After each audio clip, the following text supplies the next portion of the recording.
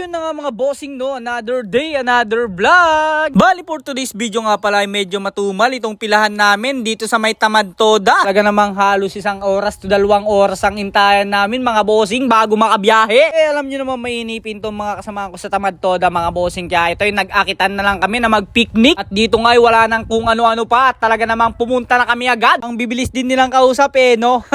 Ho, ano ka na?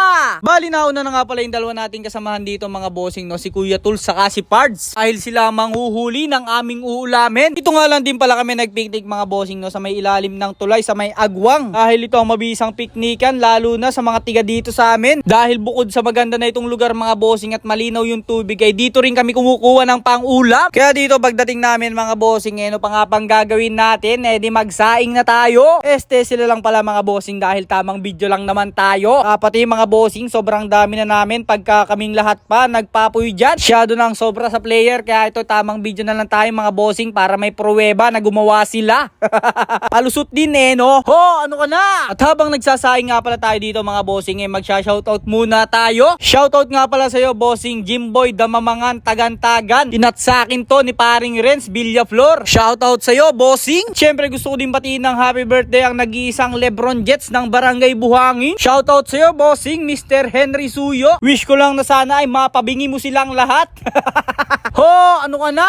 O siya, balik tayo ulit dito sa ating piknikan mga bossing. Habang iniintay nga pala namin yung dalawa naming kasamahan na nanghuli ng isda, ay nanguha na rin si Kuya Bong ng dahon ng saging na aming kakainan. Siyempre pag sa piknikan mga bossing, boodle fight ang the best dyan. At dito ay dumadating na din yung ating iba pang kasamahan sa Tamad Toda. Taga namang wala nang naiwang tricycle driver dun sa may pilahan namin. Kaya shoutout sa mga pasahero namin dyan. Bukas na lang po kayo magsilabasan. At dito nga mga bossing dahil medyo matagal yung dalawa naming kasama na ito, naggamana si Kuya Norman at nagdala na rin si Kuya Glenn. At grabe mga bossing, medyo mapahang din pala maggama si Kuya Norman. Tignan nyo naman yung huli niya, 2 maliit na alimango tapos 2 bariles. Ang lupit mo talaga!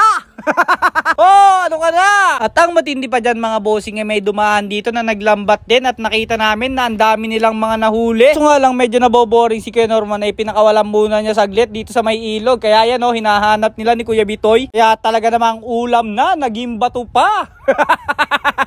Pero okay lang yun, deserve pa talaga nung tilapia na mabuhay pa siya ng matagal mga bossing. Dito nga mga bossing ay talaga namang puting-puti na yung mga mata namin sa pag-iintay dun sa may dalawa naming kasamahan. Pero okay lang dahil pagdating naman nila dito mga bossing ay nakakita sila ng chichirya na punong-puno ng isda. Kaya naman ay agad-agad na rin naming nilinisan yan mga bossing at ito isasalang na natin yan. Ano ba naman mga bossing ay talaga naman palas na kami nung oras na yan. Yung nagpunta kami dito ng alas 11 ng tanghali mga bossing tapos umahon yung dalawa naming kasama na ng huli ng isda ng alas 3. Kaya naman talagang yung sinaing namin mga bossing ay halos makalahati na namin, kakakurot-kurot. Pero ayos lang yung mga bossing, ang mahalaga ay hayahay na ang pesto ni Kuya Do.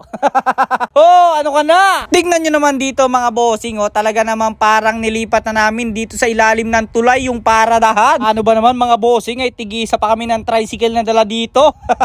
At makalipas lang ang ilang minuto dyan mga bossing ito naluto na rin yung aming ulam. Ano pa nga bang gagawin natin dito mga bossing? Ito, pestohan na, palakatan na naman. Solid din yung pag-iintay natin ng ilang oras dito mga bossing kasi tignan nyo naman yung ulam namin dyan Talaga namang fresh na mga isda. Kaya tignan nyo naman yung 1 hektaryang kanin na yan mga bossing. Taob yan mamaya. Dahil medyo maliit nga pala yung saging na nakuha dyan mga bossing at hindi kami kasya ito. Nagpinggan na lang din kami. At yan mga bossing, talaga namang pinaligo natin yung isda dun sa ating kanin. Grabe talaga dito mga bossing, napaka-solid food tripin ng mga isda dito lalo na pagkakahuli, manamis talaga. Kahit araw-araw ganito ang ulam ko mga bossing ay talaga namang hindi ako magsasawa. Tapos papartneran mo pa ng balaw na may sili ay inang talaga naman. Mapapasipul at mapapahimas ka na lang talaga nandyan mga bossing pagtapos kumain. Solid na naman mga bossing, busog na naman ang mga tamad.